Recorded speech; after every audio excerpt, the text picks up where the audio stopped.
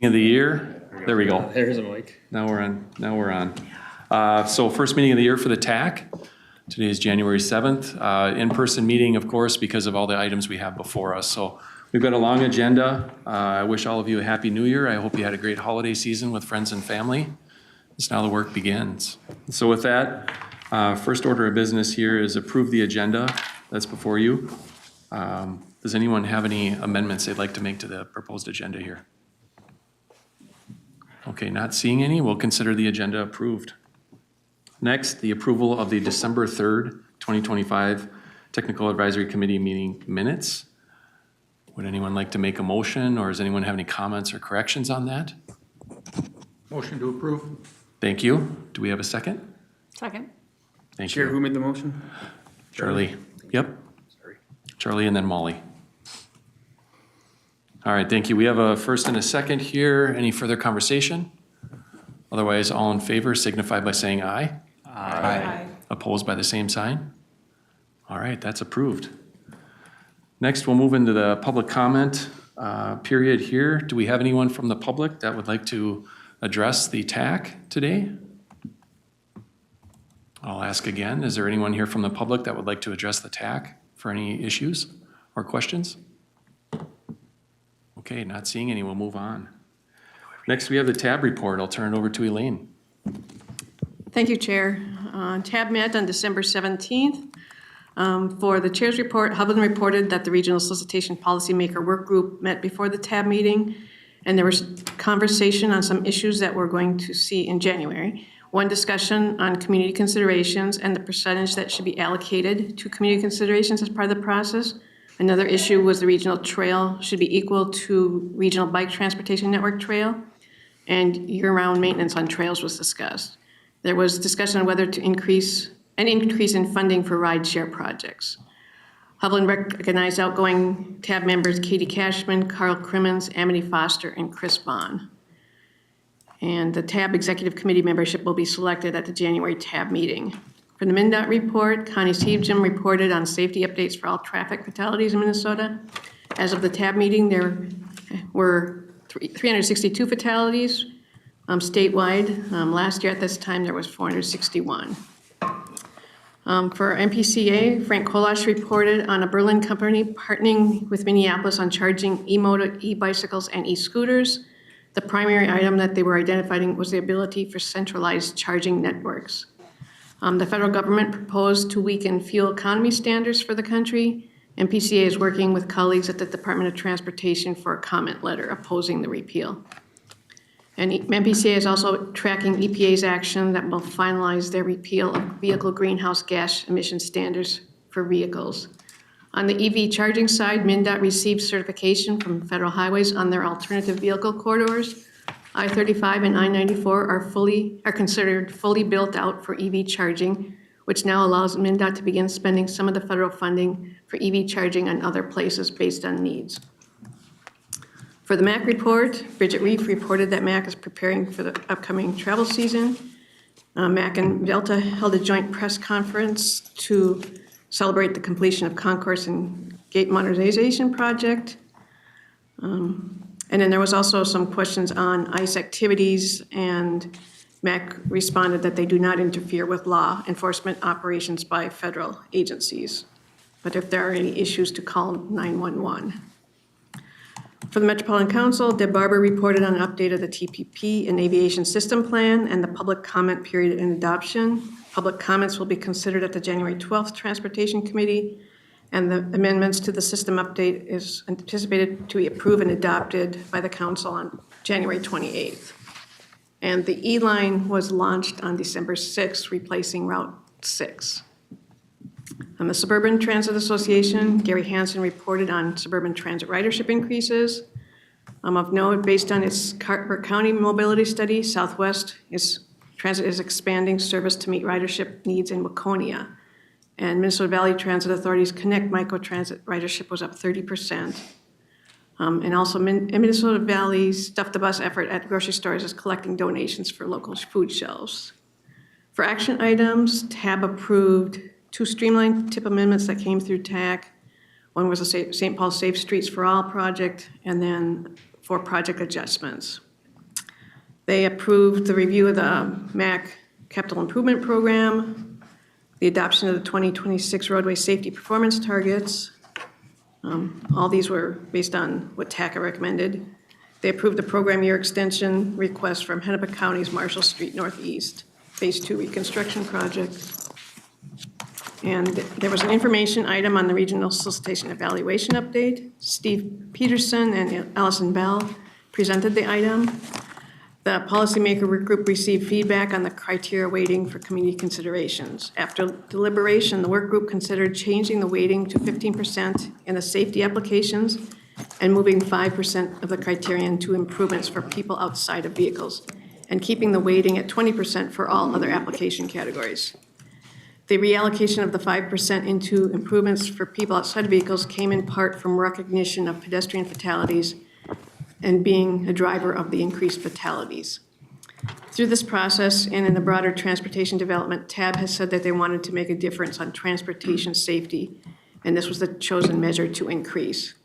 There will be additional discussion on weighting to consider others' views of reducing the community considerations to 10% in safety and 15% in other categories, based on TAB discussion.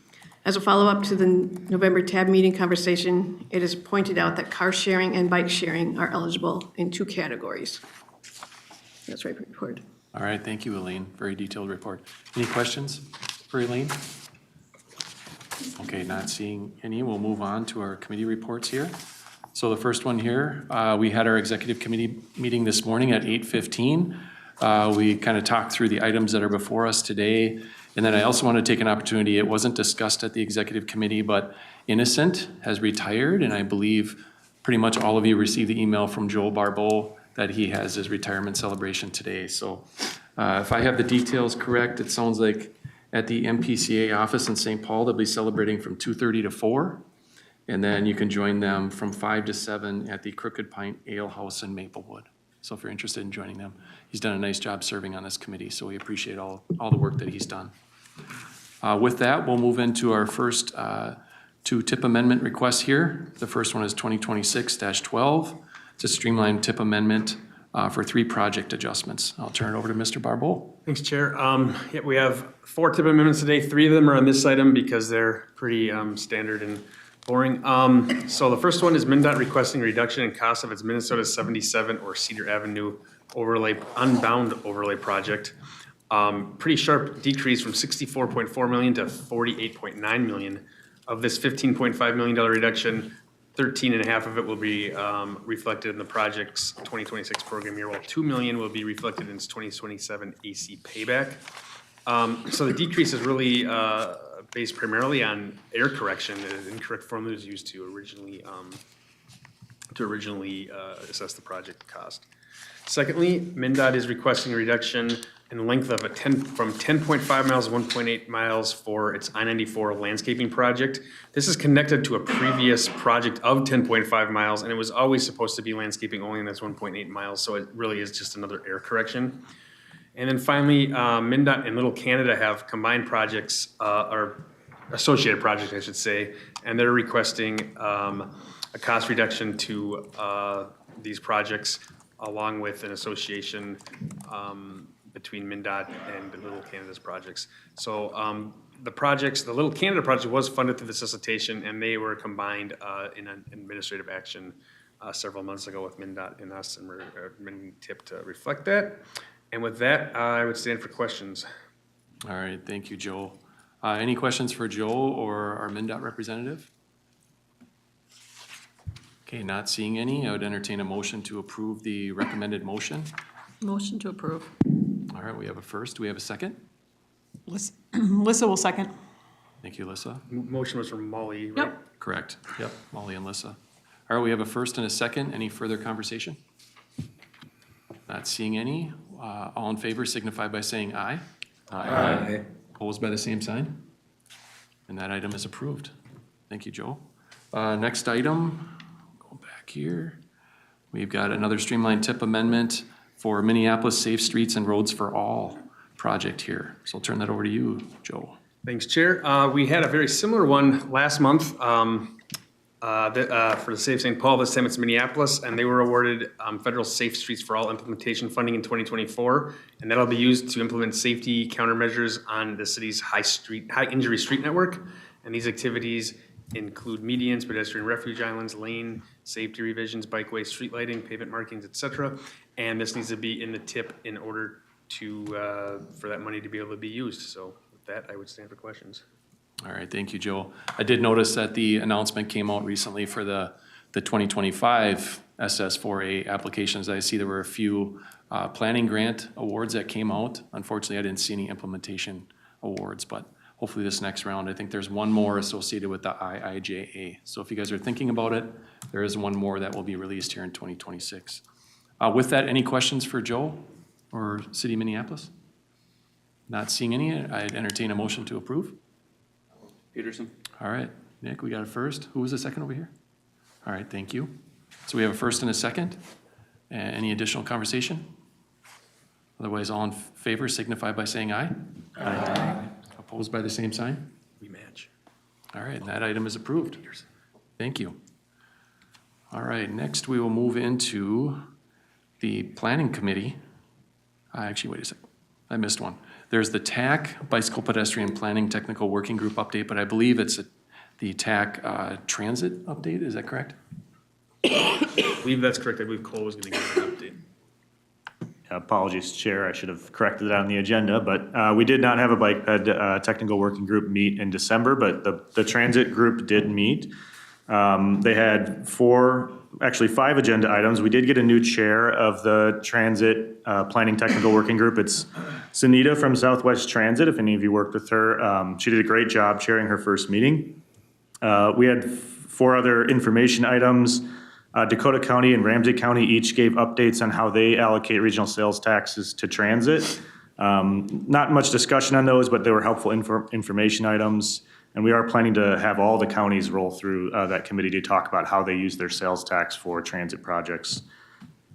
We also got an arterial bus rapid tran plan update from Kyle O'Donnell Burrows at Metro Transit. That's very similar to the presentation Tab got in October for any of those who are following along with that. Just one note for you all, they are planning to bring the recommendations for J, K, and L lines to the Transportation Committee in January, I believe, maybe February at the latest. And so that'll move through the council approval, and I think we'll be bringing information items through the TAB TAC process on that as well.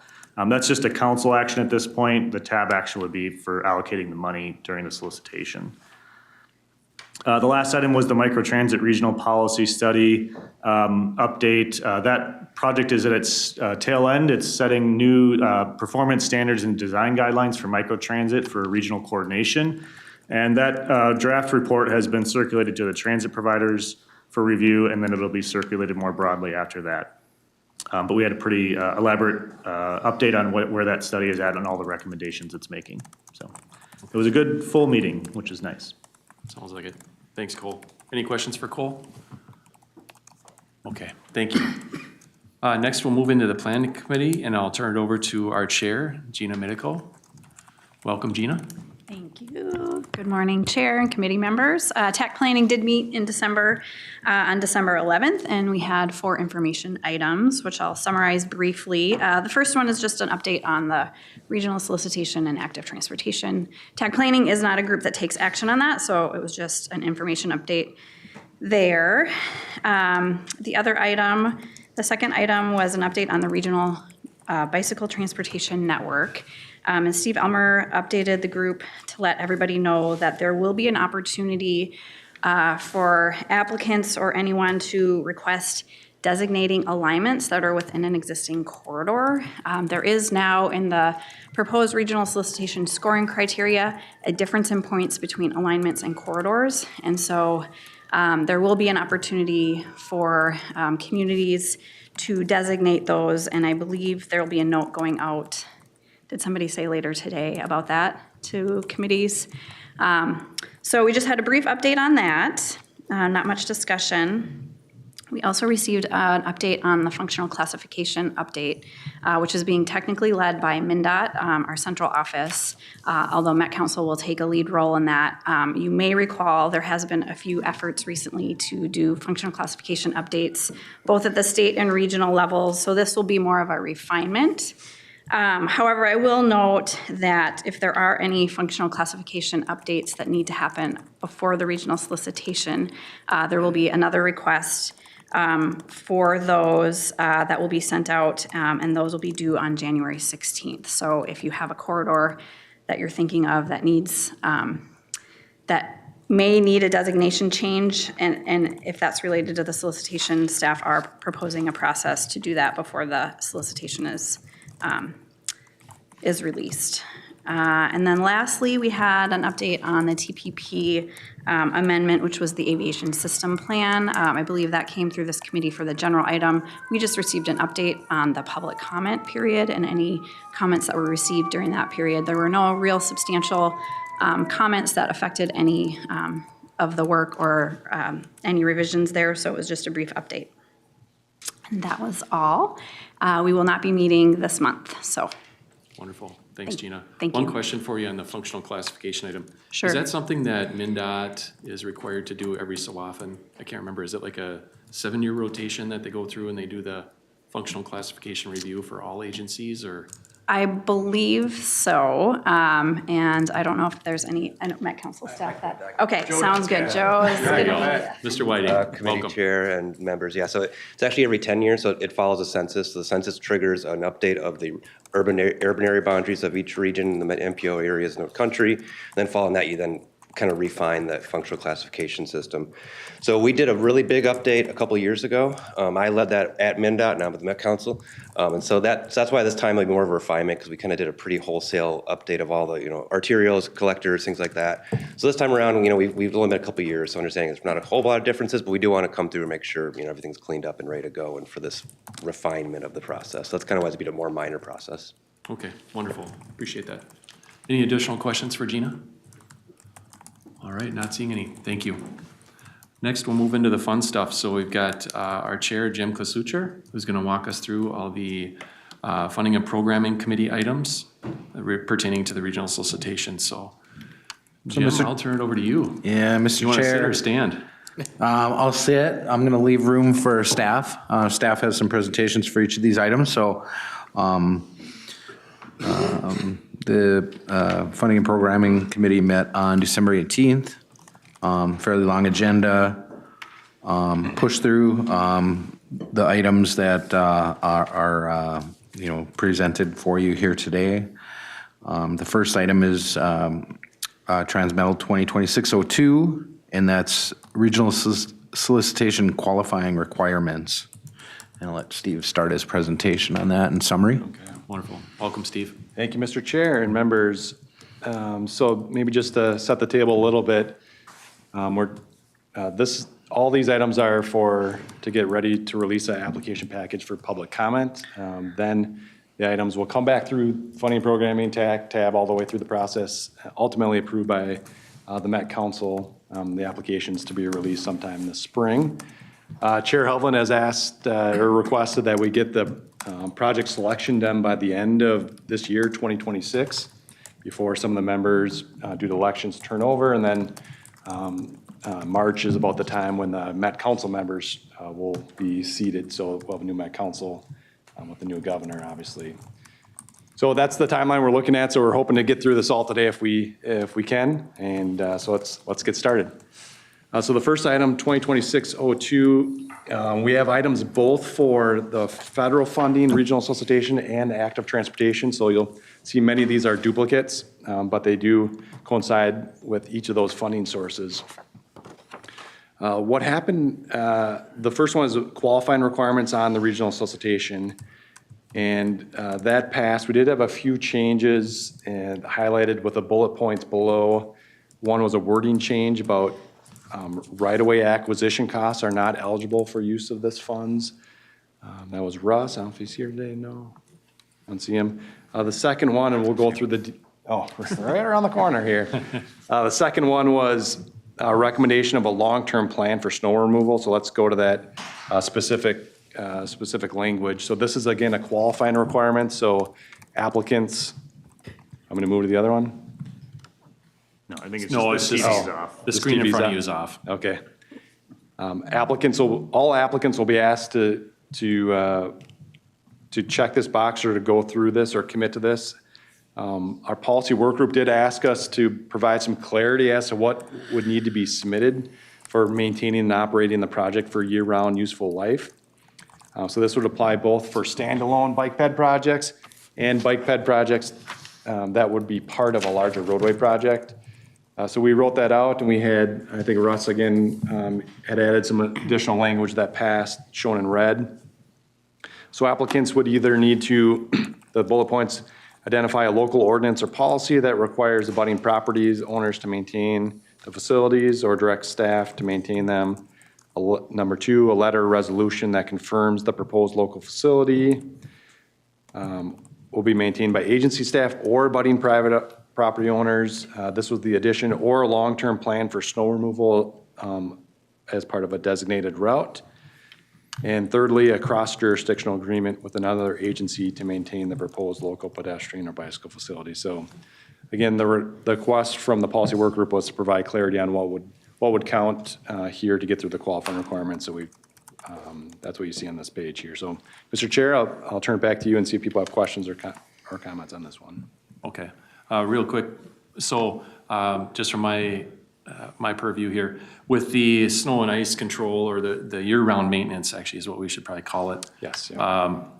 So in the example of a city that's a smaller city and they don't have the staff and resources to remove snow and ice and do that, if they send in a letter that says that it's the responsibility of the residents along that route, would that be sufficient in this case? Would that Mr. meet the Chair, requirements of this? yes, that would be sufficient, yes. Okay, So second bullet point, or abutting private property owners, and I imagine mostly that's sidewalk type projects, but could be other ones, I suppose. okay, thank you. Yes, Elaine? Just from past applications that have come in, many of the cities just sent in their code, city code that showed that the property owners, and that would be a sufficient, just showing the link to that. Okay, thank you. Any other questions or comments? Yes, Lissa?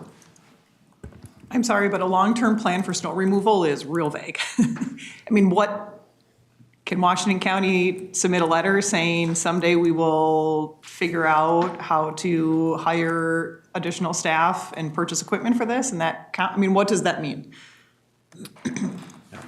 Fair question. Yeah, Steve? Yeah. Because I'd be happily write that letter. Thank you, Mr. Chair and members. So this also came up at TAC Executive a little bit on, and I don't know if Russ, you want to provide additional clarity. We wrote it as written in the motion, but long-term plan maybe is a little bit ambiguous as you're stating, so we could put a little bit more guardrails around what that might mean here today. Again, this is a qualifying requirement, so when this comes in, the staff would be the ones looking at this, and if there were any issues, I guess, on what this would mean, we would bring it back to funding and programming. But the easiest place to do it is on the front end to provide more clarity, so. Okay, yes, Elaine? Is it possible to do the wording just that there's a commitment to clear snow? That it doesn't have to designate whether it's a letter, a resolution, a code, it's just a commitment to clear snow on the project? Yes, Steve? Was that a question for the whole committee, or? Yeah. Yeah, okay. Well, I would like to hear why this was specifically pitched, like what the rationale was. Mr. Chair. Yes, go ahead. So an example for Egan, we constructed a segment of Highway 149, a 4-lane roadway, and added trails along, or a trail alongside that. But it was the trail connections, there were no trail connections on both ends of the highway improvements. It was, I think it was appropriate to construct a trail. We were doing right-of-way acquisition. The city was leading the project, even though it was a MnDOT, highway improvement. And so at the same time we were acquiring right-of-way for doing the road expansion, we're also, acquiring roadway for the trail improvements. But when the project was done, the trail was not connected on either side to any other trailway systems. The long-term plan is for it to connect to other trailway systems. So it was not necessarily efficient for staff to go and plow that segment of roadway or trails along, even though there was a commitment, made by the city to MnDOT to do that. The plan is, in a long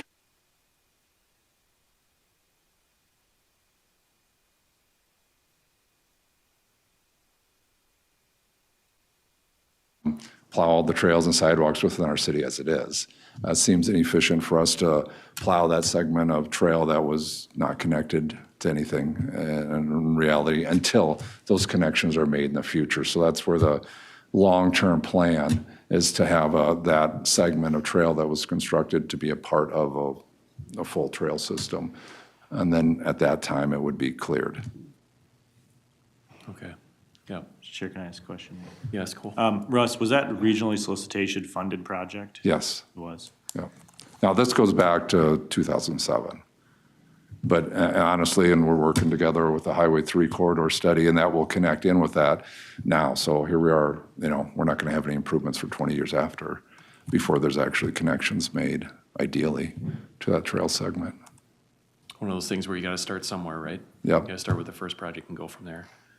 Is there a recommendation from the group to, yes, Alyssa? Yeah, Chair, I would actually delete that. I understand your situation. I think it's a fairly standalone situation, though, and that if we want to make sure that that sort of thing is covered in here, then I would change this to say a letter resolution stating the plan to maintain, as opposed to this comma, or a long-term plan. Because as a planner, a long-term plan is a document like talking about how someday we are going to have the staff to be able to do this, which I don't think that is necessarily what you were trying to accomplish. You were attempting to accomplish kind of this odd scenario in which it didn't really make sense to maintain it until there was connections. I'm just nervous that this is opening up a can of worms that I'm happy to open up, but I know other people don't want to, on a door for having a very long-term plan to maintain this someday in the future, which is not, is your situation for this one thing, but I think gives other agencies an opportunity to have a 30-year plan to eventually hire staff and buy equipment to do this. Yeah. Okay, so your recommendation would be to remove the long-term plan and leave the language as what was originally proposed that went before funding and programming? Correct, and I think if there's a feeling from an agency that they need to explain that this on day one isn't going to be maintained, I think then the letter just explains that. And then if council staff or whoever has questions about it via the, process to look through all the applications, then that can be clarified. It says how the proposed facility will be maintained, and if part of that explanation is it will be maintained once this is connected in, I think that is, to me, that seems acceptable. But if you're specifically nervous that this project wouldn't have gotten funded, if you would have explained that, then happy to talk about it. But this language, I think, leads us into a completely different direction. Yeah, Mr. Chair, I was just looking for clarity on Yeah. that. So if, Yeah, I hear what Alyssa's saying, and if a letter resolution, if we can do that in a letter or resolution, then I'm fine with that. okay, let's ask the pros here. So if you get this in, this is qualifying criteria, so this is right up front in the application process. If in the situation like Russ has, you've got a project like that where they were awarded the regional solicitation funding, this is step one on a big regional project, so they're gonna have this segment of corridor for a bike trail or a sidewalk. It's not real conducive to trying to maintain it for the first couple of years. How would you guys review that, and with the language not including the long-term plan? How would you guys look at that? Putting you on the spot. Thanks, Mr. Chair. Yeah. For that question. I think if someone wrote a 20-year plan to do it, I think we would bring that to funding and programming.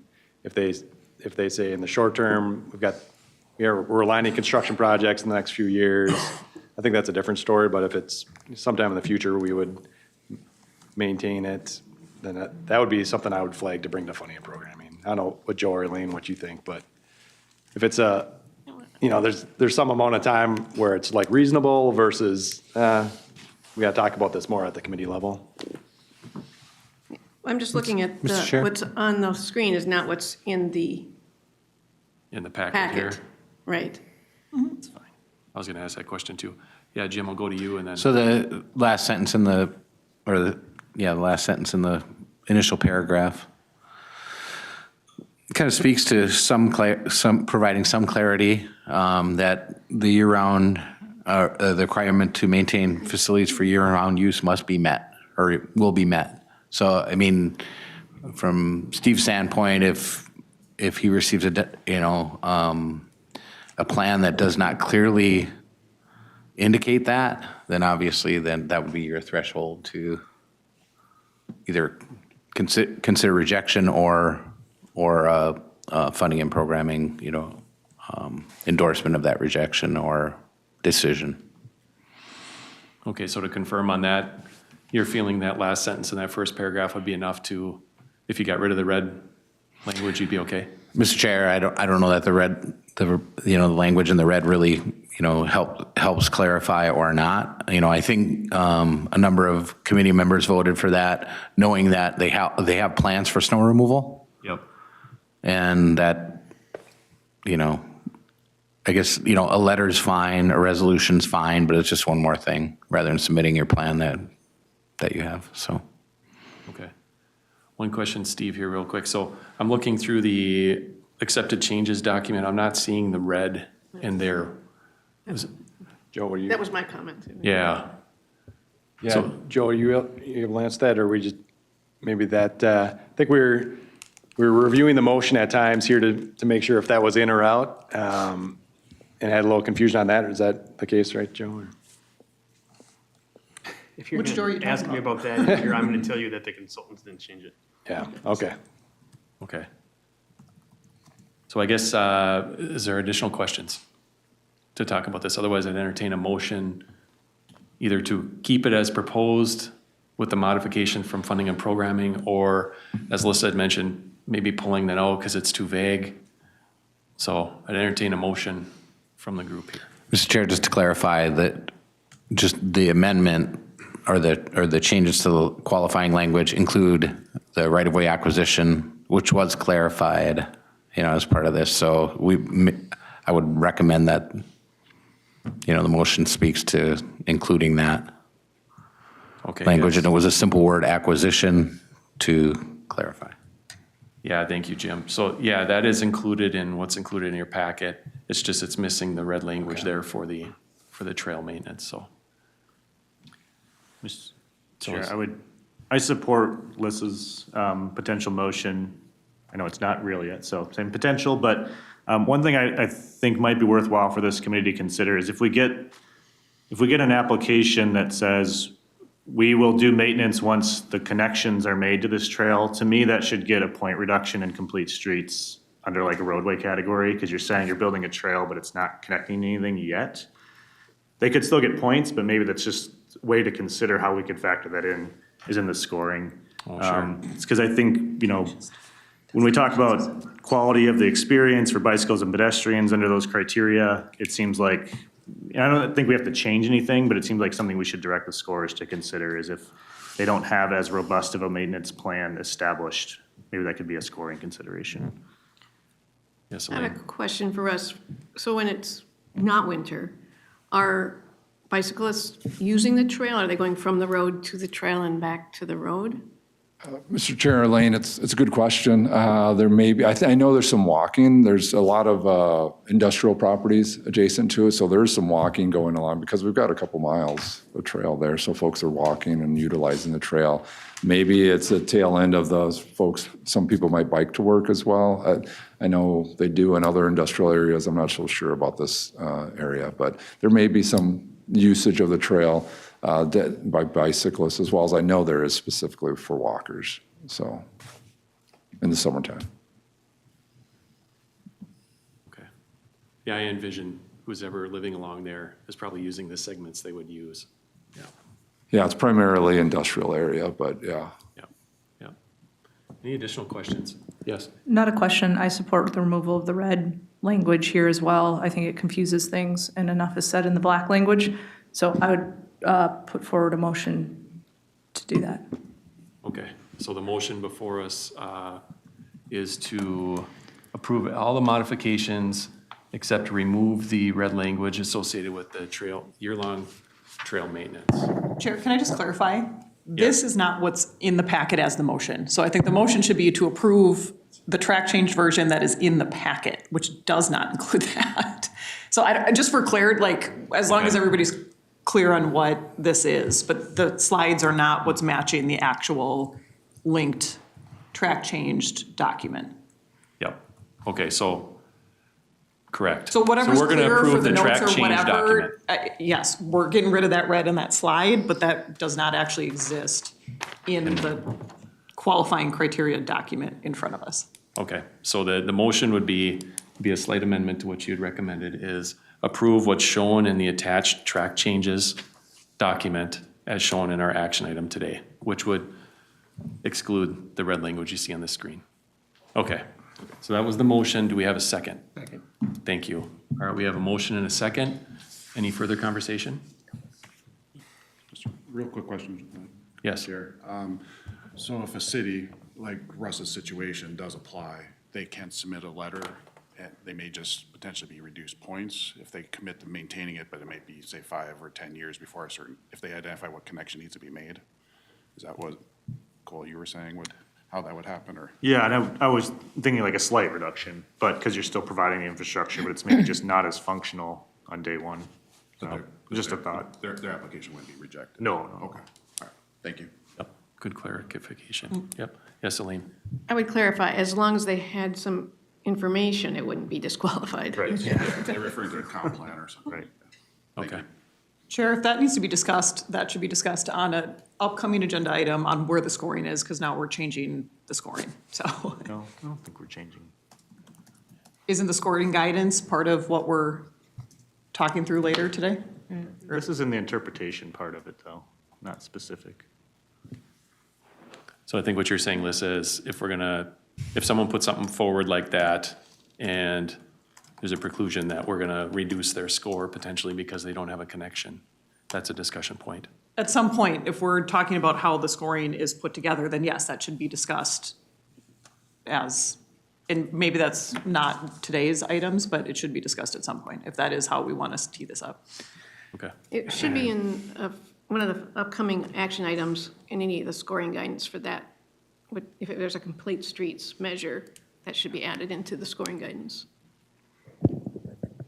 If we're gonna do that. Okay. Items 4 and 5. All right, I'll make a note to bring that up when we get to that item here. All right, thank you. Any further comments or questions? And this was just one change. We get the rest here. Thanks, Ross. Jeez. No, just kidding. Good comments. Okay, so we have a first and a second. No further comments. All in favor signify by saying aye. Aye. Opposed by the same sign? All right, that one's approved. Thank you. All right, next, Steve, are you gonna switch positions with Mr. Whiting, or are you gonna? No, I'll keep going here. Keep going? All right. Yeah, he'll tap me on the shoulder if he wants to disagree with what I'm saying. But, so this is the qualifying requirements for active transportation. The same changes were recommended here. Let's maybe double check the action item here. I'm guessing the track changes version does not include the red, but maybe we can check on that quick. Yeah, just looking through there. It's not in there either? Okay. So as written, if people want the same motion. Okay, any questions for Steve or comments on this item? Yes, Lissa? I think the motion should be the same, or that's where it's going to lead to, but I just want TAB to be aware, and Joe, if you can bring this up to TAB, the entire discussion for the active transportation funds, and I know I've said it here in other meetings, has been to try to get this money out to as many agencies as possible in order to implement a larger trail and walking network. Having this requirement will rule out more than half of our jurisdictions in the region. And I just want TAB, if this is the way it goes, great, fine. I just want TAB to be aware of that, because it's kind of talking out of both sides of their mouth of wanting, folks to be able to get this money and implement trails, but also a lot of agencies cannot today, nor within 10 years, ever have the capacity to be able to do this. And I just want them to be aware of that. The other thing I just will note for this group is while I know this was all put together based on what this specific bill language was, it is not consistent with other state funding that we get. This is not a requirement across the board on other state funding. And so what this interpretation is, I think is, in my opinion, still up for interpretation. Once again, I'll vote for this. I understand where we're landing here, but I just think the TAP needs to be aware that a lot of organizations are not going to be able to get the staff to be able to do this. Okay, thank you. Yeah, I'm making some notes here to relay this information. Yes, Darren? Sure, thank you. I would concur with what Lisa just said. And I think there was some brief discussion at the FNP meeting on this regard as well. And I know I ultimately voted for what's in the packet here, but we would share the same concerns. That it's not getting out to the smaller agencies that really need these funds. Okay, thank you. Any other comments or questions on this item? Yeah, Mr. Chairman, maybe just to pull forward a conversation from TAC executive. There is a little bit of connection between this one and an upcoming item, which is the match, active transportation match. So that proposal was 5% local match, and in some respects they are tied together because we're asking for maintenance, and the F&P recommendation was a small 5% match on the capital project. So just there are some tie-ins to what's coming up in the action items too on what you do here. So I thought that was worth noting. Yeah, good point. All right, thank you. Any additional questions or comments? Okay, I'd entertain a motion on this one. Chair, I'll move to recommend the, as drafted, which removes this red language, but just recommend 2603 as presented. Okay, in the track changes document. Okay, we have a motion. Do we have a second? Second. Thank you, Paul. All right, we have a motion and a second. Any further conversation? Okay, not seeing any. All in favor signify by saying aye. Aye. By the same sign? All right, and that passes. Thank you. All right, the next one here is the match that Steve was just referring to. So the active transportation solicitation match requirement. Okay, thank you, Mr. Chair. This was discussed, I would say, at length by the Active Transportation Work Group, which was a mix of policymakers and technical staff, some of which are on this committee. I think they did come to some level of agreement that for at least the planning funds, that they didn't want a match on these funds. Again, there is no state requirement, like there is for the federal funds, that you need a 20% match or 5 or 10. There's nothing in the state legislation about any match. So the question is, would you want a match on these funds? The planning funds, I think there was, like I said, agreement, no match, but they wanted two options discussed by the technical committees to get some more feedback for the two capital categories, local bike and local ped, whether there should be no match on those capital projects or a small match, 5%. So what passed F&P was shown as option number 2 here, the small match of 5% for the local bike, local ped, and no match for the planning. I don't know, Mr. Chair, do you have anything else you want to add on this one? We talked a little bit about this, but did I get most of it? Jim? Go ahead, Jim. Yeah, I think, you know, there's pros and cons both ways, and those have been discussed both at the Active Transportation Plan Committee and then also, you know, with F&P over some time. As Steve mentioned, the maintenance item and this item, you know, are similar in nature because they do require commitment of local agency that may or may not have these facilities currently. And so, you know, obviously there's commitment. I do think that there's some pros in trying to, with no match and trying to get funding out to those agencies and help support the initiation of active transportation for them. I do think also there's pros in having the match. You know, there's 5% more funding in the pot. I also think that there's some supportive funding from the state, either through counties or directly to small agencies that has been allocated in recent years that could be used for some of these matches. So all these things have been discussed before, but in the end, F&P recommended out of the two options for the small match. Okay, thank you, Jim. We'll go to Jen here first, then we'll go to Alyssa. Thank you, Mr. Chair. Quick question. 5% of what? Total project costs, hard costs only, tax base? I don't know. What are we talking about? Yeah, Steve? Yeah, thank you, Mr. Chair and members. So I think that would be of the total eligible costs that would be submitted. So in this case, with active transportation, it does include planning and design work. Are eligible right-of-way still is not, as drafted at least. So I think that it would be 5% of that total eligible costs. So that would be submitted as part of the application. So, Mr. Chair, just whatever, if this goes forward, I think the motion needs to be clear and state what that is so that we're not all assuming. Okay, yep. So in that point, just to clarify, it would be all eligible as submitted cost or as applied for cost, something to that regard, whether they're, because there might be some projects that are just the construction, there might be some that are planning, design, construction. And the state funds are different than the federal funds, and so I think Yeah. it should be clearly stated somewhere. Okay, all right, thank you. Yes, That was going to Alyssa? be my question. Okay.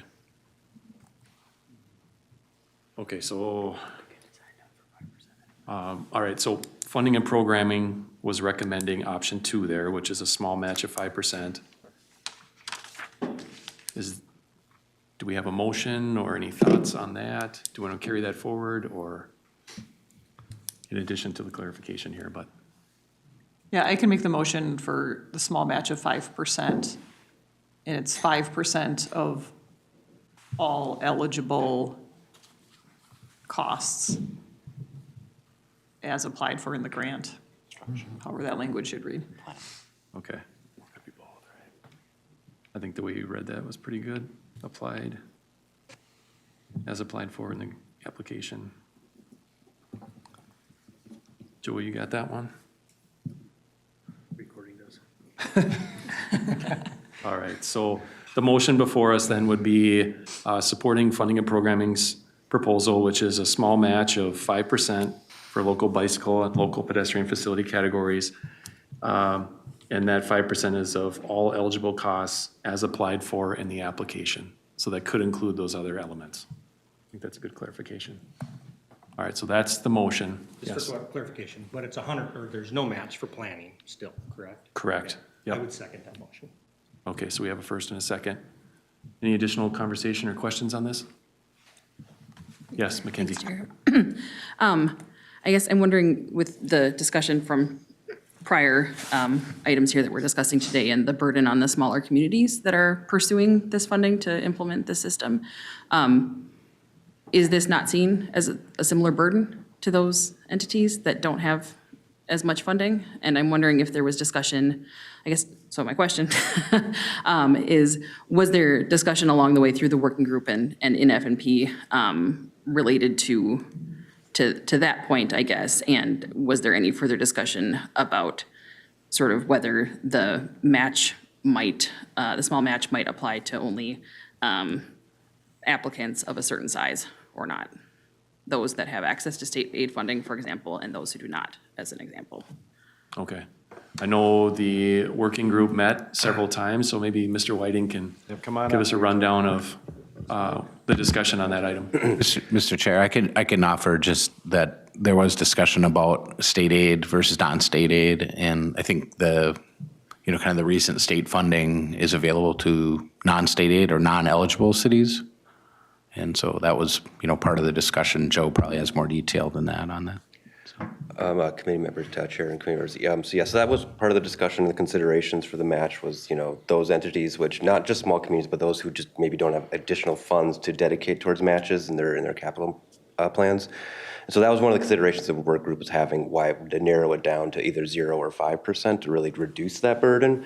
There was some discussion on the size of communities and MSA communities and non. However, at the end of the day, they didn't necessarily want to make it too complicated by bifurcating different community types and things like that. At least for this initial round, think we've kind of acknowledged through this process that this is our first solicitation with these active transportation funds, and we're going to be learning things and kind of tweaking it as we go. And so this is really going to be our first test to see, what kind of burden that actually does to applicants. And if it really does become a barrier, then I think the work group and the tab will revisit these questions for future solicitations to, tweak that based upon what we're learning from this first solicitation here. But they didn't get quite to a full recommendation as you see those two options here. And so this is kind of where they landed, is either 0, to really get those smaller communities and hopefully get more interest in this program, or 5% to kind of ensure that buy-in, as I think the TAC members have noted as well. So. Chair, can I add one piece to that? There was also a discussion on whose system it is. And so if Washington County is applying for something in the city of St. Paul Park, which is non-state aid, we'd obviously just have St. Paul Park submit, we'd write it, they'd submit it, and then you're kind of cooking the books on who's, the match. There was some of that discussion because obviously within the jurisdiction, there's at least 3 different entities that own, roadways. So that was a little bit of the discussion. And then the park boards came into it too. Like, what do you do with the park system? Where do they fall within that? Correct, and like 3 rivers. And yeah, correct. Yeah, so good, thank you. Thank you. Mackenzie, does that answer what you were Thank looking you. for? Thanks for the Okay. clarification. Yep. And Mr. Chair, I would just offer one point, kind of piggybacking on what Joe said, as far as, this being the first round of this kind of funding, and, there's been an approach to try to hit the right mark, but also recognizing that, that the program can be moved in a direction, based on response and what have you. I think it might be worth considering that it might be harder to establish a match if no match is required on the initial round, than maybe reducing the match or eliminating the match. So. Okay, good point. Any other questions or comments from the crew here? I know we have a motion and a second on the floor. All right, and that motion was, just as a reminder, to approve the 5% match on the construction projects, and like you said, the planning would be no match. And then it's 5% of all eligible costs as applied for in the application. All right, so not seeing any further questions or comments on this. All in favor signify by saying aye. Aye. Opposed by the same sign? All right, and that one passes. All right, next we move on to, where I was here, so that was match. Now we get into the regional solicitation criteria, measures, and scoring guidance. So this is item 2026-05. So Steve, you're up. Okay, do you still have that reminder, Mr. Chair, of maybe to come back to Cole and Lissa's comments? Yeah. So this would be that item and the next one here. So this is maybe the longest one of the longer attachments. Includes all the criteria, measures, scoring guidance, but does not include any of the score weighting. So if you look in there, all the numbers are taken out as far as the score weighting. We didn't have very much conversation on this one. It actually passed pretty quickly at funding and programming. I don't think of maybe any conversation actually that I can remember on that one. So I don't know, Cole, if you had a chance to look up what we say for the complete streets measures and guidance, if it's sufficient as written, or if some change maybe needed to be discussed a little bit, but I'll turn it back to you, Mr. Chair. I see Alyssa has her hand up too. All right, thank you, Steve. Yeah, any questions, or Cole, any thoughts on, or Alyssa, any thoughts on what's in there now? Yeah, my recommendation, if folks want to consider what Cole suggested, is actually putting it under the connection to key destinations. If that's what we're talking about, is then a portion of the year, less connections to key destinations, that maybe just adding a sentence. So I'm looking at page 17 of the 87-page document where it has the scoring guidance, and I would recommend on the high, just adding a sentence that states, if the bike pedestrian connection will not be maintained, on day 1 for winter maintenance, year-round maintenance, they cannot score a high. And so basically just defaults to a medium high is what my recommendation is, and basically put that same sentence in every category that has that connections to destinations. I don't know if that's the easiest way to take care of it or not, but that's in my quick attempt to scroll through 87 pages. That's some good speed reading if you got to page 17 that quick. Mr. Chair, Yeah, Cole. I appreciate that effort. I'm worried about doing that too quickly. I think not every category has that criteria, but there are some categories that don't have it that should still have that consideration. So I'm wondering if we can just direct staff to find a place to put that scoring guidance before tab. And, you know, with that kind of direction, general direction, I'm looking at safety and there's that category doesn't exist, but I would say that does fall under improvements for people outside of vehicles. So I just want to make sure that we have some flexibility maybe to make sure it's in every category. Okay. But I support the general, you know, concept of what she was suggesting in terms of putting in the scoring guidance. Okay. So we've heard from two individuals. What does the rest of the team here think? Do we think this is a big enough issue where we need to modify what's before you in these documents? Or do we feel if someone submits a letter that says, this is a staged approach to a construction project, we built the first segment, next segments are coming, as Darren mentioned, maybe in the next 3 to 4 years, submit it in a letter, should they be penalized for that or have a reduced score in that category? So maybe just some feedback on that before we get too far in the weeds. Yes, Jim? Mr. Chair, I would just say that the qualifying criteria kind of stands on its own. If it meets the federal requirements for year-round use, then it qualifies. Okay. Keep it simple. Don't make a change that you don't have to make at this point. That would be my recommendation. Yeah, Mr. Chair, I think just relying on the scores to make good judgment based on the holistic application, I think we can trust the scores to make those decisions instead of getting too prescriptive, you know, so quickly. This has been vetted by a lot of people. So I would be hesitant to make these minor adjustments. Okay. Personally. Any other comments or questions from the group here? Or would anyone like to make a motion on this item? I'll make a motion to approve as is in the packet. Okay. All right. Second, Chris. All right, thank you, Alyssa and Chris. So we have a motion and a second. Any further discussion or comments? You know, maybe just since I brought it up, I would say I kind of align with what Michael was saying in terms of I think this is just stuff the scorer can take into consideration. It doesn't have to be in there. So I think as long as we're all okay with that, I'm comfortable with this. Okay, good feedback, thank you. All right, not seeing any further questions or comments or hands raised. All in favor of this item signify by saying aye. Aye. Opposed by the same sign? All right, that item passes. Next, we'll move on to 2026-06, which is the active transportation solicitation criteria, measures, and scoring guidance. Okay, thank you, Mr. Chair. So this is the same tenor of approval as the last one. It just relates to the 3 active transportation categories. Again, limited or no discussion at funding and programming on this one. Okay. Any questions or comments on this item? Chair, I'll move the item. All right, thank you, Michael. We have a motion. Do we have a second? Second. Thank you, Jen. We have a motion and a second. Any further conversation or questions on this item? All right, not seeing any. All in favor signify by saying aye. Aye. Opposed by the same sign? All right, that item passes. You guys were right. Those were the 2 longest ones and they were the easiest ones. Okay, next we're on to 2026-07, which is the scoring criteria and measure weighting. So here we Okay. go, Steve. Yeah, we were rolling there for a second, Mr. Chair. Let's see if we can keep going. I don't know. So now we're into the score weighting. So there's two action items related to this one. So the first one is the regional solicitation. And we had a good conversation, I think, at Funding and Programming on this one. And did want to bring up some of the history related to this item, as it's gotten a lot of feedback over several months, really. So all of the score weighting originally came from the special issue working groups. Nothing was different here for community considerations, which had a special issue working group.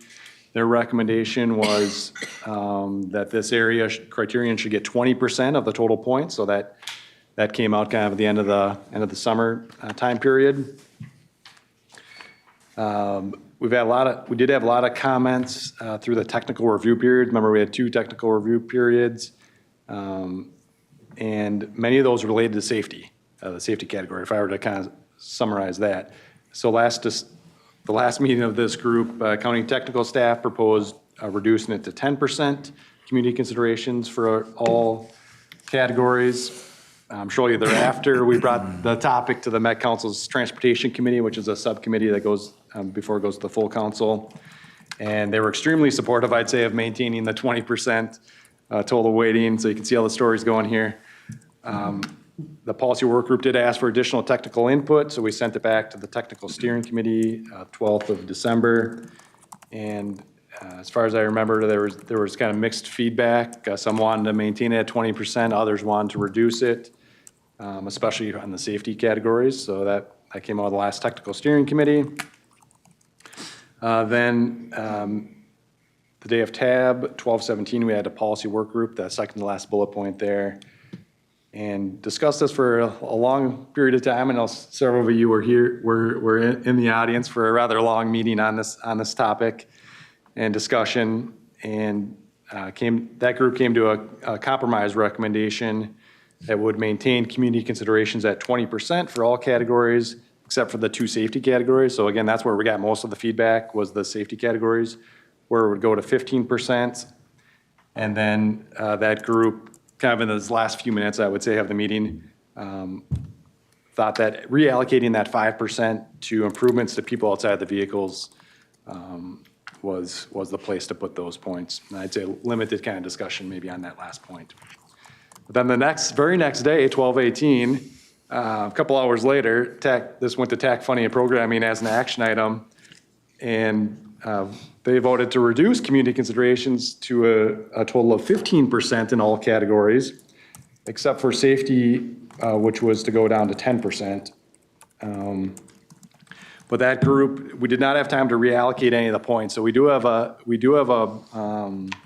motion that was sent forward in your packet, but we did not reallocate the 5% in all the categories and 10% of the points in the safety. We just didn't have time in that meeting to go through kind of one by one. So if that moves forward, I think we need a clear kind of path forward to bring to TAB on where those points should go. Okay, so that's some of the history. So the motion, just to reiterate that again, from funding and programming, community considerations scoring would go down from 10 to 20%, or 20% to 10% in the safety, 20 to 15 in all of the other application categories. But they did leave some work left to be done if that motion is to continue on where those points should go. So that's why we have to be determined by TAC on bullet point 3 and 4. We did write up a motion as it would relate to the policy work group. Direction that we got, again, one day before the meeting. And so again, the compromise that they recommended, that wasn't the full TAB, it's a subset of TAB and Met Council members, was to reduce community considerations to 15% in the safety area and reallocate those 5% of the points to people outside of vehicles, which only has one measure. So here's a visual representation maybe of the differences between what's coming from funding and programming and what the policy work group had recommended. So this is just for the safety category that we're looking at here. So there's 2 columns, one for proactive safety, one for reactive safety. So again, funding and programming is bringing community considerations down to 10%. We didn't decide where that should go. The policy work group was bringing that from 20 down to 15%, so that's shown in red, and then reallocating those points evenly, 5, 5, 5, putting those 5 points in improvements for people outside the vehicle. So they're kind of two different ways of saying the same thing. I will say we did consult a little bit after funding and programming with some of our council members, and the council is ultimately the people who approve the application, and probably unlikely that as it sits from funding and programming that would pass the council, probably would get passed down. Didn't take a vote, but just in a few conversations on that. And maybe the last thing I'll offer, Mr. Chair, at times the committee has forwarded multiple options to TAB and kind of some rationale behind them. And so that's an option here too, is you could say, okay, the policy work group recommended this, we're gonna pass that along. The funding and programming committee, and if people want to make tweaks to that or some other version of it, want to do this, and we pass both those on to TAB, and they can hash it out as a policy decision. So we've done that with funding scenarios sometimes in the past. Actually, we used to do that quite a bit with all the funding we'd have two or three funding options, and we'll pass those on and some commentary with it. And that's also helpful to tab too. So we're an advisory body, so sometimes even if we can't come to a consensus on something, having a couple options forwarded with some rationale is good too. So with that, I'll turn it back to you and see if people have questions or comments. All right, thank you, Steve. Yeah, and as you mentioned, again, appreciate all the work that everyone's put into this process. I know this has been a very important item for a lot of people, and so appreciate the work that funding and programming did. I know you guys had a short turnaround on this, but a lot of you have been following along the whole time, so appreciate all of you that were involved with that. I think, as Steve mentioned, we are an advisory body, so keeping that in mind, the work that you guys have done, it's all valuable information. Ultimately, it's up to TAB and the Met Council to determine what they want to do with the information provided. So with that, I'll go for questions and comments. Go ahead, Lissa. Yeah, I know folks are aware that the counties meet and discuss items pre-TAC, and we have the luxury of only being 7 of us, and so we tend to be fairly organized and have a lot of discussions amongst ourselves. And some of us have had the luxury of being way too involved in this for many months. But I wanted to clarify a few things based on where some of the counties, most of the counties are on this. And one, I think there's been a lot of rhetoric that the counties wanting to lower this is grounded in not valuing equity or community considerations. And I want to make it abundantly clear that that is not the case. Washington County in 2025 adopted a strategic plan that equity is all over that document. That has not changed with this current political climate. That is a forefront for us specifically, and I know that is for many of the other counties. I've talked to a few Met Council members. They were quite horrified, thinking that it was the quote-unquote county engineers that are devaluing equity. That is not the case. I'm not the county engineer. I can tell Wayne Sandberg I may be, just kidding, I'm not an engineer at all, but that is not the case. What this is grounded in is twofold. The biggest one is the fact that 20% is higher than some of the other technical measures that we feel is a kind of a mismatch on the value of these things overall. It's not saying equity doesn't have value, it's saying things, for example, freight, which has 5 points across the board on all the roadway connection or on all the roadway applications, like is our connections to freight and our roadway system, is that really only worth 5% compared to 20? Another example is the connections to destinations is only 10% on the bike and ped categories. Is connections to destinations really only worth 10% relative to the community considerations? Some people may think so. Generally, where the counties have discussed, we don't think so.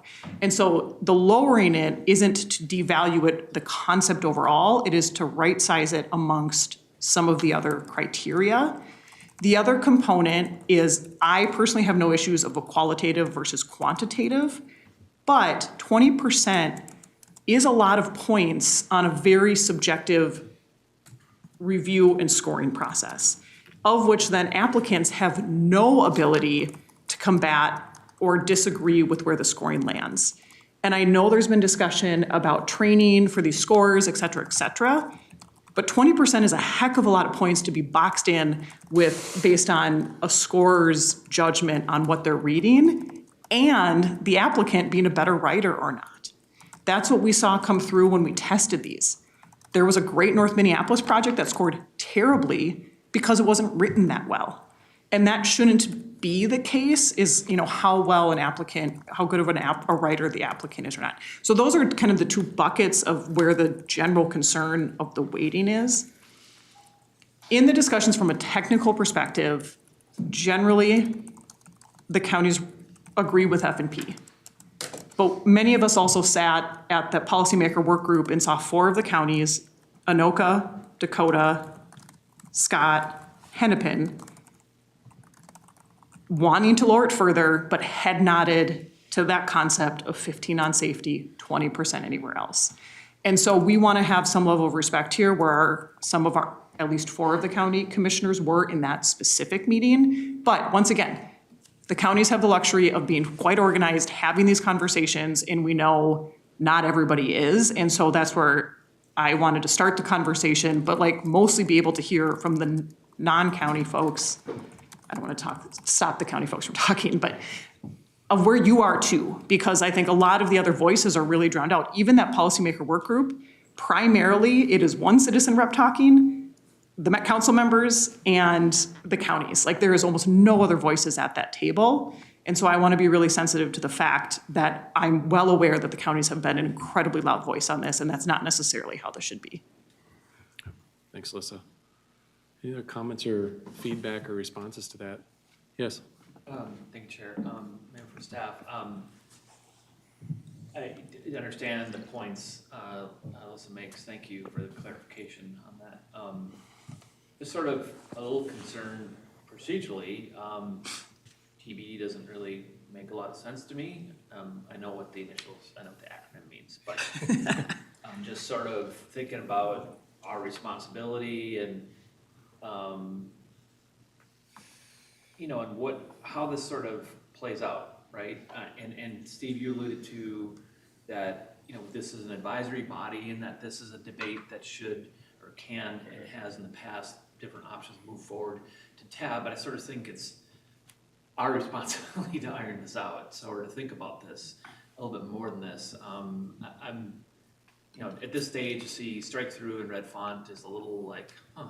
I mean, I wasn't at those meetings. I'm not part of that, so just kind of curious as to, Steve, you or other staff can address that because I'm flummoxed a little bit. Yeah, Steve.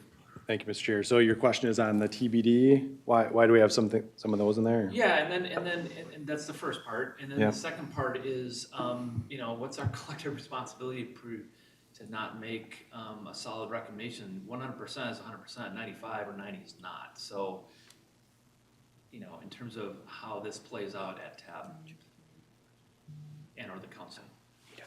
Yeah, I think the TBD is largely, we didn't have time at funding and programming. Now, Darren, you had made the initial motion. I think we just didn't have time to work through it. I presume that the 10% would be broken up kind of in thirds, but I guess we didn't hear that, so we didn't write it specifically in there.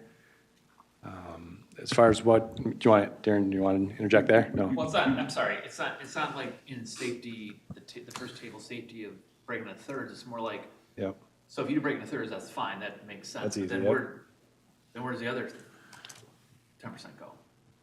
Yeah, and that's something I think, as you mentioned, that's something that this body here is going to have to recommend. I think funding and programming just literally ran out of time, I think, with this item. Yeah. And so it'll be up to us, like you said, to put forward. We will have to walk through this today. So if this group decides that we want to go with the 10 and 15 as proposed by funding and programming, we have to finish it. So is that gonna We'll order up some pizzas and a couple cases of beer and we'll get this done. Thank you, Mr. Chair. Yeah, Molly first and then I'll go over here. Thanks, Chair. Thanks, and thank you, Steve, for all this presentations and folks' comments. You know, as the DOT partner within the region, the things I'm thinking about are consistency with the regional policy. I know the TPP update, one of the main 5 goals is equity. So I can understand where the 20% is coming from. It is a really significant amount of the points if we're on a 100-point scale. Sitting through the policy maker work group meetings in the last, was it a year and a half, right? And listening to their conversations going back and forth has been really interesting, especially in the last few months, talking about community considerations and all the work staff has done, being flexible and nimble with changing federal administration policies. I think they've done a really good job. The special interest group, I was on that along with many of you. I feel like the measures that are within it are technical. Yes, it will be a lot of writing and understanding, but it is based on technical data. I think the value of having in-person meetings is that we can have these discussions, and I think F&P coming so quickly on the heels of the policymaker group just one day was hard for people to digest that information and bring it to a group of folks that are not as involved on all this as some of us are. So I'm not going to support the F&P recommendation. what is being proposed as the policymaker direction, I can get behind, and would be interested to hear what other people have to say. I'm really that close to making a motion. Okay, thank you. I saw a couple hands up. Darren? Thank you, Board Chair.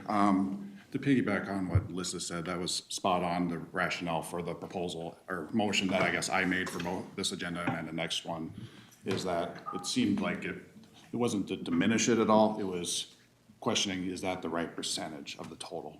I guess Carver County in particular, we've seen issues in the past with qualitative type narratives. I mean, it's got to be hard for a scorer to review those and give them appropriate scores. There's no way to easily verify that information either that they put in the narrative. I mean, if they're blatantly off, you probably can tell, and it's also for the agency side, we can't appeal it either, whatever score we get, it is. And that 20% of the total just seemed like maybe going a little bit above and beyond what a threshold should be. It's giving a nod that, hey, this is important, but it shouldn't be so high that it influences causes that big of an influence on how scores may fall out. So, I mean, all these projects are good projects that are submitted. This may help just adjust them just slightly. The ones that are really tight together is our opinion. So I guess that's the rationale behind it. And that was the discussion at the FNP meeting too. We did run out of time. I mean, we're just focused on, hey, 20% seemed really high for all of them. Even if the 15 for safety seemed on the high side. So we just settled on, hey, here's the numbers for that. We're just gonna recommend that as a technical recommendation to this committee, and they can either send it back to FNP or take it however we want today and send it to TAB. If you want to do two different options to them, that's fine too. So it was just meant to get there. If you want to send it back to FNP and we can sort out where that 5 or 10% goes, I'm sure the committee would be happy to do so. Thank you, Chair. Thank you, Darren. Yes, Elaine? Just a couple of clarifications. First is the TBD the intention was that the TAC would fill in those numbers because funding and programming did run out of time, but they would send up the recommendation. So if they did continue that, they should fill in the numbers. The second one is I wanted to make a correction. All the measures in the scoring are appealable. So and the fact is if you think there's an error in the scoring of that measure, you could submit, say, I put this information, I received this score, but I see another one that had all this information and had a lower, mine was a lower score than the one that had less. I mean, so you can appeal any specific measure if you think there's a correction that needs to be made. Chair, I'd like to complicate that if I could. What she said is correct. Traditionally, we've always had appeals as part of the process. Nothing has happened in this process that would change that. As an aside, I'm kind of hoping it does because it's really difficult to appeal qualitative scores and they turn into fishing expeditions that do have some history of success. But right now, that's correct. You can appeal anything. Okay, thank you. Yes. Mr. Chair, I echo a lot of the comments that have been said here. In particular, we're not trying to diminish community considerations, but relative to the other importance, I think about my own project implementation. The larger communities are probably going to be fine because they have big planning documents that go through planning efforts that set out 10 years of projects, but oftentimes you don't get very good responses until the rubber hits the road, until people are actually impacted by projects. You're really not getting great community engagement sometimes. And so I worry about the weighting of this criteria being so heavy at the early and the forefront of some of these projects, especially for some of the smaller suburban and communities. Okay, thank you. Good feedback. Yes. Yeah, Mr. Chair, more process questions. Just trying to understand, so whatever recommendation we make here at the TAC, just I want to understand where that goes to next. Is it just to TAB? Is it back to funding and programming? Is it to the policymaker working group? Just, can you kind of give us a full picture of that? Yes, Steve, you want Might require a graphic. Yeah. So the next step is it goes to the TAB, and what we're going to ask the TAB to do is release it for public comment. After the public comments come in, we'll assess what's come in, we'll do a public comment report, then it goes all the way back and starts from the start. Funding and programming, TAC, TAB, Met Council Transportation Committee, and then the full Met Council, sometime in the March timeframe if there's no delays here. So that's the process. We do have meetings with the policy work group, one scheduled, that's kind of pre-tab, I would say. It's right before the tab meeting to talk about anything that needs some more discussion. Yep. Yes, appreciate that, Steve, and follow up on that is just that, I guess that's, from a transit perspective, I can go either way on this. It's the pointing isn't a huge issue in my eyes, certainly, consider where Metro Transit's at with that, but my bigger issue is I know we have, in the transit world, we brought this group made a recommendation based off of the ABRT minimum. It went to the policymaker working group where a decision was basically just made to forget about that. And there was some frustration from our tab members saying well, that should have been something that probably should have been considered by the full tab. So my concern is that we as a group are gonna make a consideration or make a determination or recommendation. It's gonna go to this policymaker working group and what's gonna be done is gonna be done when really it should, in my opinion, be considered by the entire tab. And that's my main concern with this, not so much the point. Yes, yep. Yep. Good comment, McKinsey, and then we'll go Alyssa. Thanks, Chair. So just a couple thoughts. One, just to clarify for my own understanding, what we're deciding on today and this iteration of things is specifically to help provide a recommendation for this to be released for public comment and review. Correct. Correct? Okay, so this isn't like the end-all be-all, final, done, and then it's gone forever, right? Because the comment period and then has to respond to those comments and there's still that opportunity to make adjustments. Yeah, Steve, you want to confirm that? Is that correct? Yep, that's correct. Okay, sounds good, thank you. And then the other thing regarding, I think just some of the concerns expressed around engagement of communities related to a specific project.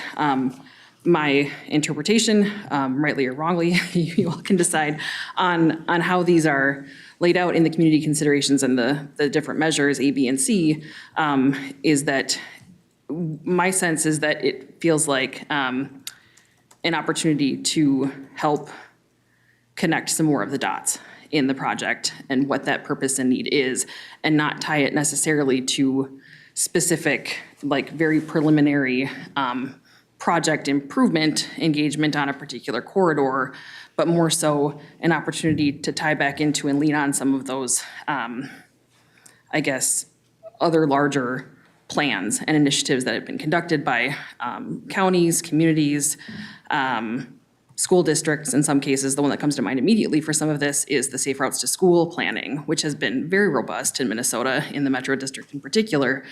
And so seeing this as an opportunity to speak to and connect the dots with what was heard in those processes, which are much bigger than any given corridor or specific project, but I think has a lot of value to, I guess, to add into the conversation and help to just paint that more comprehensive and holistic picture of why it is that we are doing what we're doing with these funds, to help bolster along with the, maybe more black and white technical pieces that have been kind of well vetted and figured out along the way, and that we've, I think, gotten really good at. So just, those are my thoughts. Thanks. Okay, thank you for the comment. Yeah, Alyssa. Chair, and I think to Matt's point, that's been some of my frustration on this is, in a typical TAB process, it goes technical committee, policymakers. And having that policymaker work group, I feel like has kind of put staff in an odd position that we're trying to respond to what a subset of policymakers have talked about, but not everybody has been around the table. And so I think maybe my question is, what's the tolerance of this group here on putting forward both of these recommendations? As a neutral, this is where they are, and I think partially then for us to spend a little bit of time here moving those points around, so TAB then isn't dealing with well then what are we gonna do with all these other points and send them into a spiral? I think either that or a comfort level on putting one of these forward with, at least when Joe does his presentation to TAB, being very clear that there was, a debate or a split vote or, whatever this comes down at, that this wasn't a unanimous, yes, here we are. I think it would be helpful. I'm happy to throw a motion out there, but also I don't want to cut off people before we kind of get some head nods on approach. So I think no matter what we're going to do, it's probably going to be trumped by the tab anyway. So I don't really want to go that hard into it. Or at least it's going to be a long discussion no matter what. So like, what is our job here to set them up? Done by 4 o'clock. Yeah. Hand over here. Thank you, Chair. Sharing from my perspective, the city of Minneapolis, and I was also on the community considerations work group. There's obviously been a ton of conversation about this over the last year plus. I think that if we're stepping back and thinking about there is no category related to community considerations, we're trying to make this a meaningful category. If we lower down the points to community considerations in the 10% range, we're looking at a 3-point piece for these, which it's effort to fill this out. It is a community narrative. I agree with a lot of what Mackenzie said in terms of tying this together in the bigger narrative of like, why are we doing this project, to whose benefit, who will this impact? Those are really important parts of why we do the work we do. And I think there's a lot of need for that recognition. So I'm going to be supporting the policymaker motion shared here. And I also think that us right now, we've got 28 minutes and other items to get through. And that's just part of the process where we're at right now. So we could, getting to where those extra points go right now is going to be a difficult discussion also. And I'm not saying don't do good process if that's where we want to go and that's where the votes land.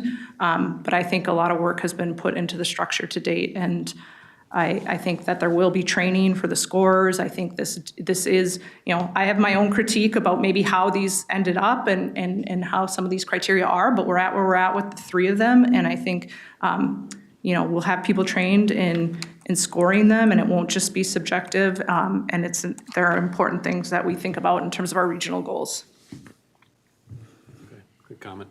I had Cole and then what did Jen? Yeah, thanks, Chair. I'll build off of that and just note the policymaker work group discussion was largely influenced by the Met Council's position that they would not support this technical recommendation. And so they viewed the policymaker recommendation as a compromise that everyone was comfortable because of the position that the Met Council does not support lowering this except for safety, which was the compromise the council made. And then my second concern is we're going to spend a lot of time here today, and we don't have much time left, debating what the special issue working group spent hours debating, where the points should go in each category. And it seems to me if we want to do that, we might have to take the public comment period to do that. So if that means submitting TBD or submitting the policymaker work group recommendation, recognizing we want to revisit that in case we get a lot of public comments that require us to change it, then we at least buy ourselves time. I don't think this group is the correct group to go through that process. We have bike ped experts on that technical working group. We have transit experts in the transit working group. And so I just don't feel like this group is representative of all the special interest working group positions that we were hearing through that process. Sure. Okay. Yeah, Jen. Thank you, Mr. Chair. I have a clarifying question. Steve, can you go forward one slide? So as Kathleen noted, Minneapolis will be supporting where the policymaker work group is at, and the draft motion I see there says the 20% weighting. And just a clarifying question, does that include the 15% in the safety categories, or is it 20% across the board? Well, yeah, Mr. Chair, so you're looking at the active transportation one right now. You want me to go back? Oh, that's the difference. Yeah, Okay. that's the difference, I yeah. wanted to just clarify. Thank you. Yep. Yeah, so the policy work group was this slide, let me see if I got it right here, slide 10, where the only change off of 20% was the 2 safety categories, went down to 15%, first bullet point there. Thank you, that's helpful. Okay. Any other comments? Yeah, Chad. Just to go along with, we'll be supporting the policymaker work group direction and motion moving forward. And I think we should do just one, and if there needs to be a change to that tab, that they could propose those. Okay. Yeah, Jim. Mr. Chair, I'm going to defend funding and programming just a little bit here as far as I think the amount of time that we had to make a decision, the amount of time that we had to understand what the day before group had recommended was very, very minimal. So I would say that funding and programming is not just, I don't think this is a technical decision. Obviously, we can do the math any which way, right? I think the group took it as what outcomes would be optimal, or what would optimize the outcomes for the solicitation, and took that to heart. I do think that this is a policy decision. We're 2 arms lengths removed from the tab on this, and I think tab really has to set the meter. They've set the plan with the community considerations being a part of this scoring, and whether it moves the needle in as far as they want it to in regard to the solicitation to meet their plan goals, only they can say. Funding and programming sees it as maybe there's too much emphasis there versus the other criteria in order to have optimal outcomes with the regional solicitation. So I'm just trying to put that in context for TAB to understand why there's a TBD here. The only recommendation that funding and programming made was they thought the community considerations was too high weighted to the other criteria. That's it. Thank you. Yes, Charlie. Thank you, Mr. Chair. I support the F&P recommendation. I don't think we should send 2 versions, like A or B. I think it's our duty to come up with one. I don't think that we should develop a recommendation just because we think we know it will pass. I think our duty is to develop a recommendation that the majority supports. Whether it gets supported up the line, that we can't control that. So let's not try to control that. So the TBDs in these various charts, to me, it seems like the intent was divide them by 3. So I think that could get filled in. It's the uncommitted points that is the challenge, and I don't think that we could solve that here today. I think there'd be too much debate. I think it either should just go back for some group to figure out those uncommitted points, or some other way to figure that out to keep the process moving forward. I don't have the solution there. But I think we should move forward with one recommendation. I think it should be based on the majority of this committee, and I support the F&P recommendation. Okay, yeah, Russ. Mr. Chair, I'll try and be quick, but just to continue with Jim and Charlie's comments, I understand my reason for being here is to provide technical advice to the group. I understand that Met Council is a political entity, and there's a lot of non-technical aspects that influence decisions and stuff like that. I know in the city of Eagan, I'm supposed to make technical advice for the city council, and there's a lot of community considerations that go into decisions that the council makes. I feel the city of Eagan is much safer because of the technical advice that I provide the city, and that the council holds that higher than they do a number of the community considerations. There'd be a lot more stop signs in Eagan, which would make a lot of streets less safe if my technical advice wasn't followed. So, thank you.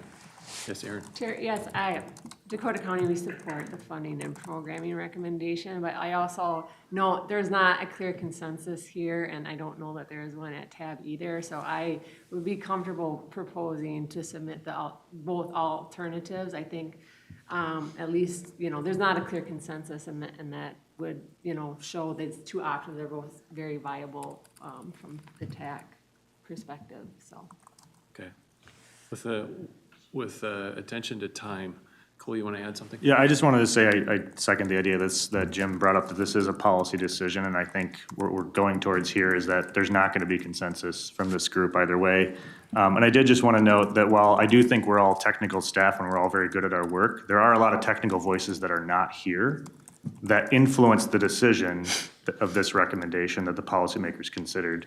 And so while we can say that as a technical board, we do advise the TAB, it doesn't represent all the technical positions of the region that might otherwise weigh in. Thank you. With that, I think probably, is there a motion that someone wants to put forward here? Alyssa? Chair, I'm going to make the motion to put both recommendations forward and have TAB make the decision and leave it at TBD, knowing that that might throw them into a little bit of a spiral, but I'll make the motion to put both the F and P forward as well as the 10 and 15 and the 15 and 20 forward. So the policymaker work group and the F and P one. Can I suggest an amendment to that, or before it gets seconded? My suggestion is that we tell them how we want them to figure out the TBD, and I think we should suggest that we will reform the special issue working groups to meet during public comment to reassign the TBD points. If they go that route. So if it goes to TAB, as shown with the TBD, and they approve that, then it would go back to, And they would also consider public comment too on where the TBD should be allocated. okay. Do you want to Fine. add that as a friendly amendment? That's a friendly amendment. Friendly amendment? Okay. Well, how do we make that motion up? Yeah, so I think if I understand that, the motion would be you approve both of them going forward with TBD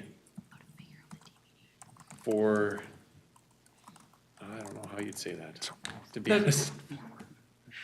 That TAC is recommending that TAB consider both of these options, and no matter where they land, having the special interest working groups reconvene during the public comment period to determine where the leftover points go. Because no matter what, safety is going to have to meet. If we land in the 15-20, safety is going to have to discuss that. And I know they did a little bit, and they were like, man, we don't know. Yeah. But anyway, like I think it applies to both items.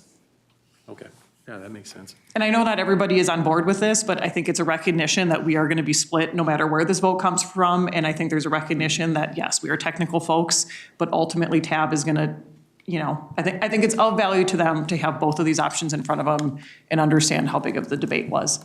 And if they land in where the policymaker work group is, that's fine. Okay.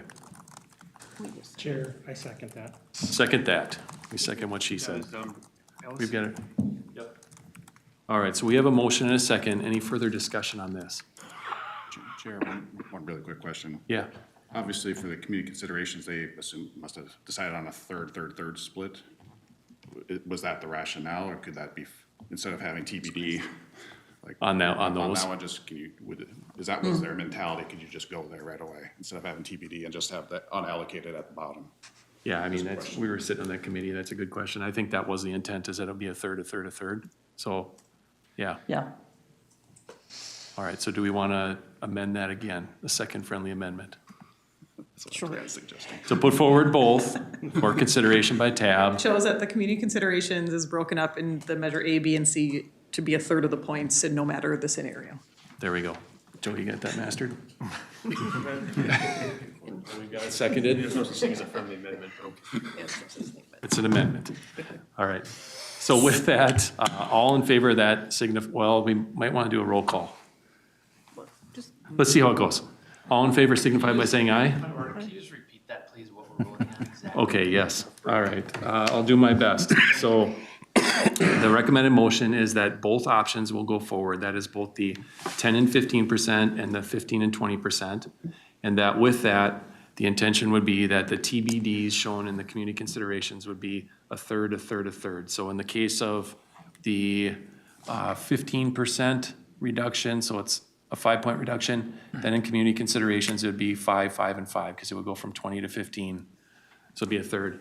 And then no matter which option they decide, then they would reconvene the special interest working groups to evaluate what the scoring modification should be for each measure within that, whether they go with the 15-20 or the 10-15. That sound like what we proposed? All right. Yeah. Thank you. Yep. Clear as mud. Yeah. All right. Good job. So with that, all in favor signify by saying aye. Aye. Opposed by the same sign. Aye. Yeah, 2 ayes there. Okay, so I think the majority has it. So, all right, that item passes. Thank you. That was a good discussion, very detailed discussion. Lisa, I think I'm going to employ you to help me relay that to TAB. Yeah. Molly's up then, yeah. All right. Next, we have action item 2026-08, similar but active transportation this time. Yeah, so again,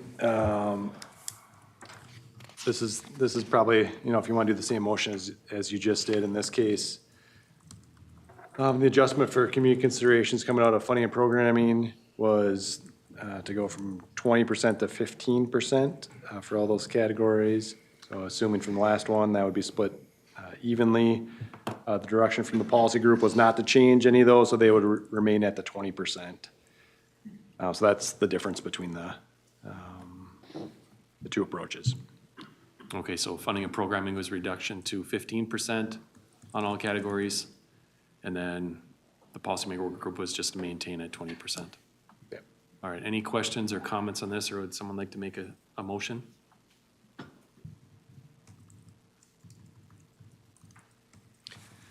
I'll make the exact same motion as the last item. Okay. I'm not going to repeat it, though. All right, I'll try my hardest to repeat that one. So the recommended motion is to put forward both options, which is a reduction from 20 to 15%, or maintain the 20%. In the instance of reducing it to 15%, then you would split it a third, community considerations. And then while the public engagement process or public comment process is open, we would reconvene the special interest working groups to discuss it. Perfect. All right, so that's a motion on the table. Do we have a second? Second. All right, we have a second. We'll go with Aaron. All right, so we have a first and second. Any further discussion? All right, all in favor signify by saying aye. Aye. Opposed by the same sign? Aye. We had two opposed. All right, that passes. All right, thank you. Next item, 2026-09, which would be the release of the regional solicitation for public comment. Okay, Steve. hopefully these are easy. Last three here, Mr. Chair. So this one is to release it for public comment, and it does include all the changes and all the action items that preceded 2026-09. So it's to approve the whole package of materials. The additions here would be there's the forms, the introduction document, plus all of the applications and qualifying requirements. So that would be the entirety of the package, and release it for public comment. Okay, thank you. Any questions or comments, or would anyone like to recommend a motion? So moved. All right, thank you, Jen. We have a Second. motion and a second by Jim. We have a motion and a second. Any additional discussion? Not seeing any. All in favor signify by saying aye. Aye. Opposed by the same sign? All right, that item passes. Okay. Next. Thank you, Mr. Chair. I should note on this last one too, yesterday we did meet on the cost estimate form, the rather lengthy, detailed form. Oh, yeah. Lissa, Chris was there, Danny McCullough, and we will have some proposed changes to simplify that form. We also, state aid was there, Colleen Brown. So we had a good first meeting, and that's still in progress. But, so that might be something that you see next time this comes through. Okay, thank you. Okay. 2026-10, same approach. This is for the active transportation solicitation, so this would include all the action items related to that preceding it. So, Mr. Chair, back to you. All right, thank you, Steve. Any questions or comments? Or entertain a motion? So moved, Chris. All right, we have a motion, and we got a second. All right, thank you. Or we have, Chris. yep, Who made the motion? Oh. no. They both kind of came up at the same time, so we'll let them arm wrestle over who wants to be first. All right, so we have a motion and a second. Any additional discussion? Not seeing any. All in favor signify by saying aye. Aye. Opposed by the same sign? All right, that item passes. Last one, Steve, 2026-11. All right, don't forget about HSIP. So here it comes. 2026-11 is the Highway Safety Improvement Solicitation release. So recommend that this also goes out for public comment and is approved by the TAB and the full council. So this would be to release that application. I'd say there are minimal changes on the HSIP application relative to this 2-year review we've been doing on the solicitation. The one change, I can't remember if we talked about this committee yet or if it was at the technical steering, I think it was just the technical steering committee. MnDOT is looking to take a portion of that money up to $6 million for construction season 2030 and 2031 to reduce lane departure crashes. And so the good part about that, there would be no local match. So instead of 90-10, it'd be 0. There'd be no local match. And I believe MnDOT would also administer the project for local applicants. And so the thought is that they did this in Greater Minnesota already. The thought is that they would look at the strategic highway safety plan and take focus areas. So each solicitation might be slightly different. On this one, they want to do lane departures, which you think of mostly as Greater Minnesota thing, but actually there's a lot of lane departure fatalities and serious injury crashes in the metro area as well. So this is a way to kind of get at some of those because they're tougher. These are tougher projects to federalize. So MnDOT would do the work through the federal process on them. So I think probably a good deal for the region overall. Back to you, Mr. Chair. All right, thank you, Steve. I noticed also, it's hard to tell, there's like a darker color, a darker bold blue, and then there's that lighter gray. Was there 2 sets of revisions? Is that why that's shown that way? Is that a question regarding the crash data? So it says here on page, where'd it go? Let me get to it. There's one that you could use crash data that wasn't included in the database, but you had to provide an actual crash report. So it's on page 7 of 30. Okay. So an individual crash is not in the DPS crash database, cannot be included for analysis in the submittal unless the agency provides acceptable proof. So that looks like a change over the past. And I know that's probably related to some of the legislation that's taken place the last couple of years where there are some reports that are not being put in now. It's a significant change, so I think that's good. That's a good comment. I imagine so. I'd have to probably look at it closer, confirm that with MnDOT, but I think you're right on that. Yep. Okay. With that, any additional questions or comments on this item? Or I'd entertain a motion. So moved. All right. Second. All right. Molly and Chad. All right, we have a motion and a second. Any further discussion? Not seeing any. All in favor signify by saying aye. Aye. Opposed by the same sign? That item passes. All right, thanks, everyone. That's all of our action items. Does anyone have any information items or other business? Not seeing any. Appreciate everyone's time. We're done with 7 minutes to spare, so thanks, everyone. Meeting's adjourned.